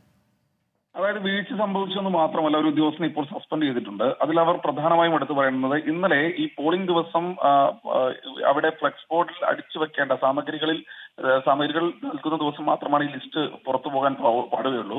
അന്നേ ദിവസം ഈ പോളിംഗ് സ്റ്റേഷന് പുറത്ത് ഈ ഡിസ്ട്രിബ്യൂഷൻ സെന്ററിൽ അടിച്ചു വെക്കാനുള്ള ഫ്ലെക്സ് ബോർഡ് അടിക്കുന്ന കടയിലേക്ക് അയച്ചു കൊടുത്ത ലിസ്റ്റാണിത്. അത് അയച്ചത് മാറി ഉദ്യോഗസ്ഥരുടെ ഗ്രൂപ്പിലേക്ക് കൂടി പോവുകയായിരുന്നു. ഇതെന്തായാലും ഈ ഉദ്യോഗസ്ഥൻ എഡ്യൂക്കേഷൻ എന്നാണ് അദ്ദേഹത്തിന്റെ പേര്, കുതികിലെ താലൂക്ക് ഓഫീസിലെ LD ക്ലർക്കാണ്. ഉദ്യോഗസ്ഥ ശ്രദ്ധയിൽപ്പെട്ടിട്ടുണ്ടായിരുന്നില്ല. എന്തായാലും അയാളെ സസ്പെൻഡ് ചെയ്തിട്ടുണ്ട്. അയാൾക്കെതിരെ ക്രിമിനൽ നടപടി സ്വീകരിക്കുമെന്നും ജില്ലാ കളക്ടർ അറിയിച്ചിട്ടുണ്ട്. എന്തായാലും ആന്റണി MP ഒക്കെ വലിയ തോതിൽ കുത്തിയിരിപ്പ് സമരമൊക്കെ നടത്തിയിരുന്നു. എന്നാലും അതിനുശേഷമാണ് LDF ഒരു പരാതിയുമായി രംഗത്ത് വരുന്നത്. ഇത് യദുകൃഷ്ണന്റെ മേൽ മാത്രം ചാരി രക്ഷപ്പെടാനുള്ള ശ്രമമാണ് നടത്തുന്നത്. യദുകൃഷ്ണൻ മാത്രമല്ല, ഇതൊരു ഗ്രൂപ്പിലേക്കാണ് വന്നത്. അവിടെ നിന്ന് ഇത് സെൻഡ് ചെയ്ത അല്ലെങ്കിൽ ഇത് ആന്റണിക്ക് അടക്കം അയച്ചു കൊടുത്ത ആളുകൾക്കെതിരെ നടപടി വേണം. തോമസ് ഐസക്കിനെ വ്യക്തിഹത്യ ചെയ്യാനുള്ള നടപടിയാണ് ആന്റണിയുടെയും സംഘത്തിന്റെയും ഭാഗത്ത് നടക്കുന്നതെന്നൊരു ആക്ഷേപമാണ് അവർ ഉന്നയിച്ചിട്ടുണ്ട്. അവരും പരാതി നൽകിയിട്ടുണ്ട്. നടപടി ഉണ്ടാകുമെന്ന് കളക്ടർ ശ്രീകുമാരൻ പത്തനംതിട്ടയിൽ നിന്ന് വിവരങ്ങൾ നൽകുകയായിരുന്നു. സംസ്ഥാനത്ത് ലോക്സഭാ തെരഞ്ഞെടുപ്പിനുള്ള എല്ലാ ഒരുക്കങ്ങളും പൂർത്തിയായതായി മുഖ്യ തെരഞ്ഞെടുപ്പ് ഓഫീസർ സഞ്ജയ് കൗൾ. ക്രമസമാധാന പ്രശ്നങ്ങൾ മൂലം തെരഞ്ഞെടുപ്പ് തടസ്സപ്പെടാതിരിക്കാൻ ദ്രുതകർമ്മസേനയെയും വിന്യസിച്ചിട്ടുണ്ട്. കാസർഗോഡ്, കണ്ണൂർ, വയനാട്, മലപ്പുറം, കോഴിക്കോട്, പാലക്കാട്, തൃശൂർ, തിരുവനന്തപുരം എന്നീ ജില്ലകളിലെ മുഴുവൻ ബൂത്തുകളിലും തത്സമയ നിരീക്ഷണ സംവിധാനം ഏർപ്പെടുത്തിയിട്ടുണ്ട്. MG പ്രതീഷ് ചേരുന്നുണ്ട് വിവരങ്ങളുമായി തിരുവനന്തപുരത്ത് നിന്ന്. പ്രതീഷ്, എല്ലാ ഒരുക്കങ്ങളും പൂർത്തിയായി കഴിഞ്ഞിട്ടുണ്ട്. തെരഞ്ഞെടുപ്പ് കമ്മീഷൻ ഏറ്റവും ഒടുവിലായി വ്യക്തമാക്കുന്ന കാര്യങ്ങൾ എന്തൊക്കെ പ്രതീഷ്?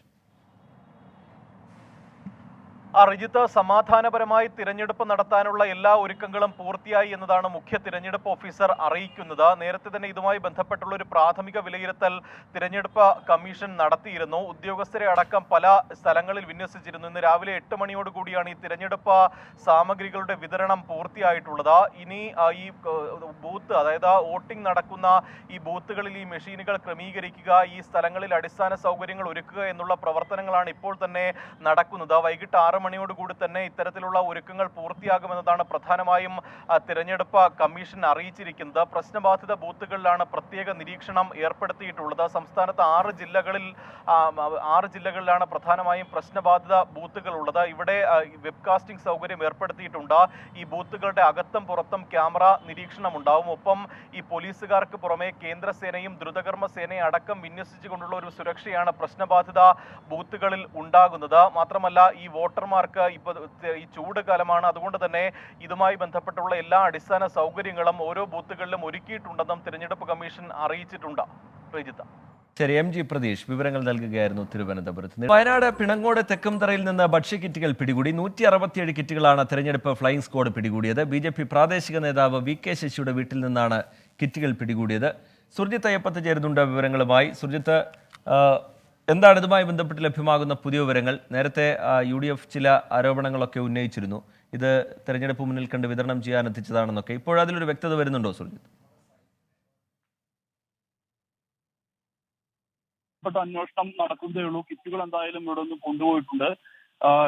ഇതുമായി ബന്ധപ്പെട്ട് വലിയ രീതിയിൽ ഇന്ന് രാവിലെ മുതൽ തന്നെ ഇതുമായി ബന്ധപ്പെട്ട വാർത്തകൾ നിറഞ്ഞു നിൽക്കുന്ന ഒരു അവസ്ഥയാണ് ഉണ്ടായിരുന്നത്. ഇതിനിടയിലാണ് ഇന്ന് ഇവിടെ ഈ പിണങ്ങോട് എന്ന് പറയുന്ന പ്രദേശത്ത് തെക്കുംതറ എന്ന് പറയുന്ന സ്ഥലമാണിത്. ഈ സ്ഥലത്താണ് ഇത്തരത്തിൽ ഒരു വീട്ടിൽ കിറ്റുകൾ സൂക്ഷിച്ചിട്ടുണ്ടെന്നുള്ള രഹസ്യ വിവരം ഫ്ലൈയിങ് സ്ക്വാഡിൽ ലഭിക്കുന്നത്. ഇതിന്റെ അടിസ്ഥാനത്തിലാണ് ഈ സെക്ടറൽ മജിസ്ട്രേറ്റിന്റെ നേതൃത്വത്തിലുള്ള സംഘം ഇവിടെ അന്വേഷണം നടത്തിയത്. ആ പരിശോധനയിൽ വീട്ടിൽ നിന്ന് ഈ കിറ്റുകൾ കണ്ടെത്തുകയായിരുന്നു. കിറ്റുകൾ ഇത് ഏതാണ്ട് ഒരു 450 രൂപയോളം മൂല്യമുള്ള കിറ്റുകളാണ് പിടികൂടിയിരിക്കുന്നത്. അതിൽ ചായപ്പൊടിയുണ്ട്, പഞ്ചസാരയുണ്ട്, റവയുണ്ട്, അലക്ക് സോപ്പുണ്ട്, വെളിച്ചെണ്ണയുണ്ട്, കടുക്, മല്ലിപ്പൊടി, മുളക് പൊടി, പുളിസോപ്പ്, ഒപ്പം തന്നെ ഉപ്പ്, ഉലുവ എന്നിവ അടങ്ങിയ കിറ്റുകളാണ് ഈ പിടിച്ചെടുത്തിട്ടുള്ളത്. എന്തായാലും 160 ഒപ്പം തന്നെ ഉപ്പ്, ഉലുവ എന്നിവ അടങ്ങിയ കിറ്റുകളാണ് ഈ പിടിച്ചെടുത്തിട്ടുള്ളത്. എന്തായാലും 167 കിറ്റുകൾ ഉണ്ടായിരുന്നു. ഇതിൽ VK ശശി എന്ന് പറയുന്ന ആൾ BJPയുടെ പ്രാദേശിക നേതാവാണ്. അദ്ദേഹത്തിന്റെ വീട്ടിൽ നിന്നാണ് കിറ്റുകൾ പിടികൂടിയിരിക്കുന്നത്. ഇതുമായി ബന്ധപ്പെട്ട് ഈ വീട്ടുകാർ സംഭവ സ്ഥലത്ത് നിന്ന് വിവരങ്ങൾ നൽകുകയായിരുന്നു. JEE മെയിൻ പരീക്ഷയിൽ കേരളത്തിൽ ഒന്നാമതായി ഹാഫിസ് റഹ്മാൻ. 99.99% സ്കോറോടെ അഖിലേന്ത്യാ തലത്തിൽ 197 റാങ്കും നേടി ഹാഫിസ്. പെൺകുട്ടികളിലും ആൺകുട്ടികളിലും കേരളത്തിൽ ആദ്യ 10 റാങ്കുകളിൽ 8 നേടിയത് ബ്രില്യന്റിലെ വിദ്യാർത്ഥികളാണ്. രാജ്യത്തെ വിവിധ NITകളിലെ പ്രവേശനത്തിനുള്ള JEE മെയിൻ പരീക്ഷയിൽ പാലാ ബ്രില്യന്റിന് ഇത്തവണയും അഭിമാന നേട്ടം. പാലാ ചാവറ CMI പബ്ലിക് സ്കൂളിലെ വിദ്യാർത്ഥിയായ ഹാഫിസ് റഹ്മാൻ 99.99% സ്കോറോടെ അഖിലേന്ത്യാ തലത്തിൽ 197 റാങ്കും സ്വന്തമാക്കി. മലപ്പുറം ജില്ലയിൽ ഇല്ലിക്കൂട്ടിൽ വീട്ടിൽ ഡോക്ടർ അബ്ദുൾ റഹ്മാന്റെയും ഷാഹിനിയുടെയും മകനാണ് Hafiz. S Harikrishnan, Sayan Pasha NK, Athul PT, Devanand P, Siddharth K, Harikrishnan S, Nevin CB എന്നിവർ അഖിലേന്ത്യാ റാങ്കിങ്ങിൽ ആദ്യ 1000-നുള്ളിൽ ഇടം നേടി. ഇവരെല്ലാവരും തന്നെ 99 മുകളിൽ പെർസെന്റേജ് സ്കോറും കരസ്ഥമാക്കിയിട്ടുണ്ട്. കേരളത്തിൽ മുൻനിരയിലെത്തിയ വിദ്യാർത്ഥികളിൽ 80%-ലധികവും പാലാ ബ്രില്യന്റിൽ പരിശീലനം നേടിയവരാണ്. രാജ്യത്തെ മുൻനിര സ്ഥാപനങ്ങളിൽ പ്രവേശനമുറപ്പിച്ചിരിക്കുകയാണ് പാലാ ബ്രില്യന്റിലെ മികച്ച വിജയം നേടിയ വിദ്യാർത്ഥികൾ. 24 കോട്ടയം. ഇന്ന് സംഭവിച്ചതിന്റെ സമയം പൂർത്തിയാവുകയാണ്. ലോകത്തെവിടെയായാലും ഏത് സമയത്തും 24 വാർത്തകളും ഓഗ്മെന്റഡ് റിയാലിറ്റി പാക്കേജുകളും എക്സ്പ്ലെയിനറുകളും വിശദമായി കാണാൻ ഞങ്ങളുടെ YouTube ചാനൽ നിങ്ങൾക്ക് സബ്സ്ക്രൈബ് ചെയ്യാം.